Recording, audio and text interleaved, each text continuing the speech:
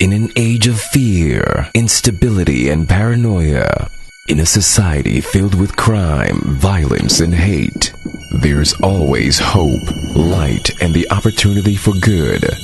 Heroes.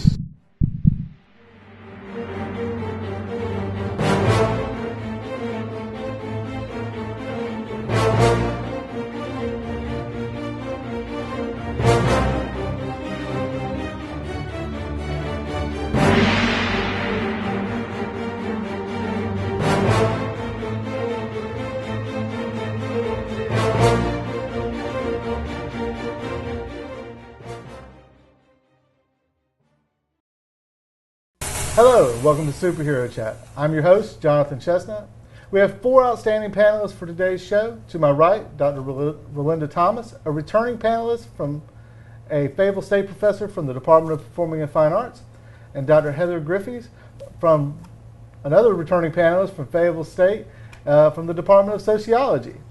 To my left is Ian Murphy, a returning panelist and a student in the Department of Criminal Justice, and Josh Pillow, a first-time panelist and a graduate student from Fayetteville State in the Department of Criminal Justice. Welcome. Today during Free Talk, we're going to discuss the theme of versus. You know, the most common type of question in the history of superheroes is who can beat who? Hulk versus Superman is a famous one. Also, Batman versus Captain America, Spider-Man versus Black Panther. Going bigger and bigger, even just DC versus Marvel. Let me turn to the panelists and ask what their favorite matchups are and who they think would win in these epic battles. I get to go first. You get to go first. Awesome. Well, I would think that versus Superman versus Batman, Batman would win. And we were talking about that before the show began, and here's why. Because Superman's a very straightforward guy. He's really kind of incapable of telling a good lie. He can't pull it off. So Batman, just like Lex Luthor, would use misdirection to trick Superman into something unescapable. But so that depends on the fact that Batman knows the fight's going to come. Assuming Superman chooses to start the fight, he goes in at super speed, stabs his neck before he even gets anything out of his utility belt. Superman's not going to start anything because that's not his style. And Well, he's certainly not going to stab anybody in the neck because that's not Superman either. But I mean, I don't think Superman's ever going to actually fight him unless he actually has to. And I mean, in most cases where Batman's won a fight against him, it's a very Batman-centered book, such as the Dark Knight Returns. That's true. Well, and does he still have that kryptonite ring? Kryptonite's one of those things that it's just become so... It seems to vary in strength and intensity depending on who's actually writing the book. Some cases it just kind of weakens him down, but he still has access to some power. Some cases it turns him into a human. Some cases he's basically on the ground writhing in pain. And it depends on the kind of kryptonite it's used. Exactly, because there's, what, 8 different kinds, I Yeah, believe? there's like red, gold. Well, before the pink 52, kryptonite. there was like eight or nine different types. There was crystal, there was yellow, there Pink. There's a Red. was pink. Yeah, the was pink red, one I thought. supposedly makes him gay, I think. That's pretty bad. Would Batman That's win, or would, offensive. That's not terrible. No, I'm saying it's bad that they would choose to make that pink. I mean, it should be. Yeah. It should have been like. And they made him Yellow. stereotypical. Well, it's finally stylish. So, well, He had like the stereotypical thing with the pink one too, with the pink. well, but see, that's just thing it. also. You get it. They But see, talk that about gets into the discussion of clothes and morals. whatever. So The morals in comics have changed over the years. Yeah. As things become socially unacceptable, they get phased in and out of comics over Oh, time. absolutely. You remember Stan Lee's, what was it, the early military books he did? He had a sergeant in Sergeant the Rock. books. I want to say Sergeant Rock, but I might be Sergeant wrong. Rock? No, But no. but it you wa- might tip it a different one, though. Yeah, Yeah, there was an extremely, it was written as an extremely effeminate soldier, and he was, That's yeah. So Stan Lee, when referring back to that character, sort of admits, yeah, that was maybe not a great idea. Well, that's because society's morals and the way we view things change. In the comics, they become almost like a record of our moral standing at the time. But now we're moving away from the idea of versus, and let's talk about DC versus Marvel. I mean, that's always the big one, like the Hulk versus Superman. In a straight-out fight, who would win? The Hulk versus Superman? Yeah. Oh, Superman, Superman would win. Superman. easy. He would have the advantage. Oh no, wait a minute. But see, Superman is this strong, and the Hulk is this strong. And as the Hulk gets madder, he gets stronger. So at some point, wouldn't the Hulk reasonably become more? It just never depends if he strong can finish him off line. early Then enough. there's the Plus, thing it's. of, sorry. Go ahead. I was gonna say. Then there's the thing of Superman has, he's not blinded by rage. Exactly. Superman would be able to think and go like, okay, I can't go toe to toe with this dude because he keeps on getting madder and getting stronger. Eventually, I'm gonna get tired. So what are things that I can take him out with? And maybe oxygen. He needs to breathe, so Yep. he might take him up in space. Do some super Exactly. flying in a circle, drain the oxygen from his immediate environment. The Hulk collapses, turns back into Bruce Banner. Superman wins. Oh, okay. There you go. But what are some other great matchups then? Well, personally, I love the idea of X-Men, say, versus Justice League, for instance, taking the DC versus Marvel. And, of course, my love there would be with the X-Men. But then again, would they be able to defeat Superman and Wonder Woman? Yes. Yes, they would. They would. It's just going to fall under who you decide to put in, because I mean, the X-Men is a large team of different That's true. people. Yeah, the which Justice team? League is a large team of people. Are you going with just the the main ones everybody knows, or can I go in and throw in some of the random ones that nobody's ever really heard of? Exactly. Five. Can I go back to Yeah. say, and get back Jean Grey, for instance, and use her Phoenix powers? No. I mean, it goes back to, with the Superman versus the Hulk. It's which version of the Hulk are we going with? Is this Banner Hulk where he's actually intelligent? Gray Hulk. But Oh, yeah, then Gray Hulk, that's in right. Superman's case, what powers am I limited to? Am I allowed to go back to Silver Age where he can shoot rainbows from his fingers and create 10 clones of himself? Or have Or- super hypnosis? So Or in the 80s, John Byrne wrote a series called The Man of Steel, Right. whereas Superman, and he brought Superman's power levels down significantly because he said the biggest problem with writing Superman was everything had to be earth-ending level of danger for it to be worthy to fight Superman. So he brought him down. And with that, that's the Superman that I always think of. So when I'm thinking the Hulk versus Superman, I always picture that because they're more even as far as the writing goes. And there's more drama when the character has some vulnerability. But then, as originally written, Superman had way Yeah. wussier powers. Oh yeah. Am I right there? I mean, he couldn't fly. He couldn't He fly. had limits to his strength. Yeah, if you actually watch the Fleshman cartoons, Oh yeah. the ones from the 1940s and 1950s, they actually knock Superman out with gas. Yeah. Okay. Original Hulk would be original Superman. Yes, Yes. definitely. Oh, absolutely. Yeah. I know because I think Superman 1960s would Hulk. strategically retreat. that still That sounds still like winning is- to me. Superman's not going to run away. He doesn't run away. He strategically retreats, and there's a difference. Everyone who runs away says they strategically retreat, and that means they lost to their friends. Like Superman would talk to No, it Batman meant and go they like, went to I marshal retreated He was resources. like, I retreated from the Hulk. Superman and never Batman met the was like, Batman. There He is no retreated. shame. Batman would probably be like, so you retreat from the Hulk, huh? That's what I'm going to make to beat you. No, he strategically retreated to gain better ground, to lure the Hulk into a sure. situation. Well, Exactly. But It's see, all now she Sun said Tzu, Art of the War. original Hulk versus the original Superman. The original Hulk isn't nearly as powerful as he is now. So the original Hulk was gray and couldn't lift in the neighborhood of about 50 tons. He couldn't throw tanks and things like that. So yeah, that might be a little bit more of a pitch fight as far as those go. Okay, it's now time to answer some superhero questions submitted by fans. The first one comes from Ashley, one of our local fans. If they could not change into their superhero alter egos, how would fights play out between Bruce Banner and Peter Parker, or Clark Kent and Bruce Wayne? Well, first Peter Parker would go into Bruce Banner's office and start complaining about his current grade, and then he'd make something up and get Bruce fired, and thus winning the fight.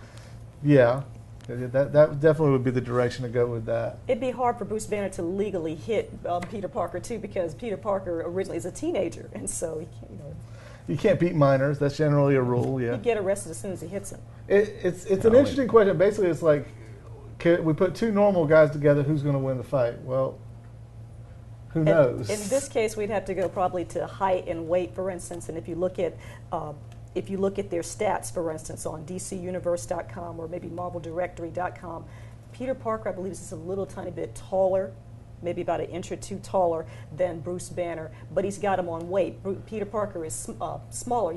He's younger. He's a teenager, but he's about 168 pounds to Bruce Banner's 128, which makes, and the whole idea with Bruce Banner is that he's this really small, wimpy guy as opposed to this Hulk that he turns into. And so that's where the contrast is. So he's this little tiny science nerd, basically, against a teenage science nerd who's bigger.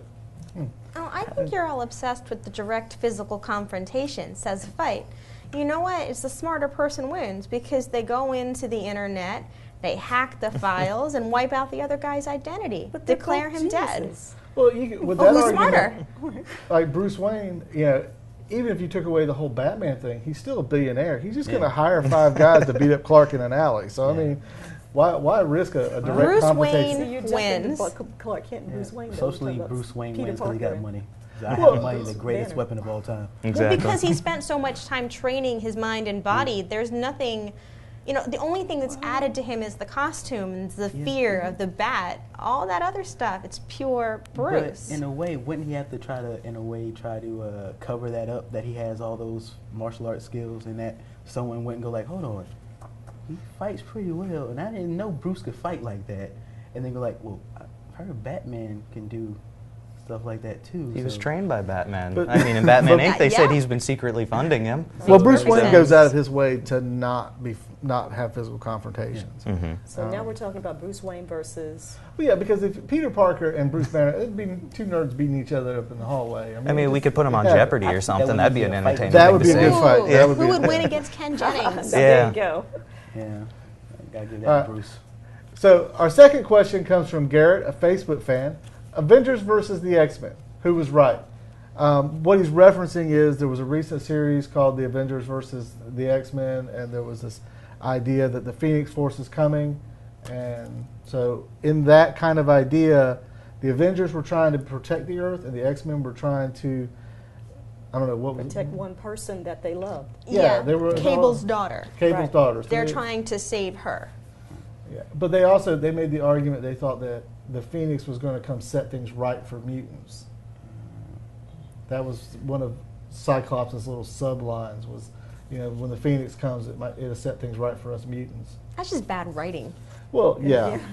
Why would Cyclops ever get behind the Phoenix Force returning, considering how much destruction and chaos it's already wreaked on his Why life? would he trust it exactly? And also, why would he want something that could potentially go so awry? Well, and also, I look at the fact that they immediately went into fighting. Captain America and Cyclops, who have known each other for decades at this point, apparently, and their immediate default is to beat each other up over a problem. But they kind of started with Cable like kidnapping some of the heroes, didn't it? Cable struck first. Yeah, Cable struck Yeah. first. Yeah. Because that he had some information, was it from the future? Yeah. Someone told him that his daughter was in danger, Yeah. and it was the Avengers. So he started targeting them and taking them out. Yeah, it kind of got a little muddy to me because the first issue, the Avengers show up where the X-Men are living, and they're all standing at the beach, and for some reason, Captain America's standing in the ocean up to about his knees, like just standing there. I'm like, why is Captain America in the ocean? And then Cyclops shoots him with his eye beams. I'm like, okay, now it's completely jumping around. There's really no. They were trying to do the usual. Hey, how about we stop with all this talking and we get to the fighting part? Because no one wants to go through all that boring talking and making a decent storyline. So let's just See, there's the trick. Let's avoid the decent storyline. Ultimately, though, it Let's comes fight. down to this question, and I pose it to everybody. If somebody set up a scenario where they say one person that you care about has incredible power or the incredible possibility of being able to destroy everything in the world, including everybody else you care about, then would you fight to defend that one person? Or would you risk the entire world? That's like that Twilight episode, the Twilight Zone episode, when they do the whole, this kid's going to grow up in, great suffering. You can either kill the baby now or let him grow to see what happens. For me, it's a hard question because I think most people, have more of a caring center for, their family than strangers. I'd have to come down with the Avengers on this one. Yeah, I mean, And I love the X-Men, but Yeah, it would come down to You can't gamble everyone's life on the off chance that this is going to work out for this one person not to turn into a monster. Especially when especially when you're talking about a child, because children's emotional states are so extreme. They jump around, and so I would see that as being a problem. Okay, our third question comes from Kevin, another one of our Facebook fans. When it comes down to supervillains, who wins? Who would win? Thanos versus Darkseid. All right, we were having this discussion before the show, and we apparently don't agree on squat. So Thanos versus Darkseid. We agreed that I had no idea because I thought they both sucked. It's got to be Thanos.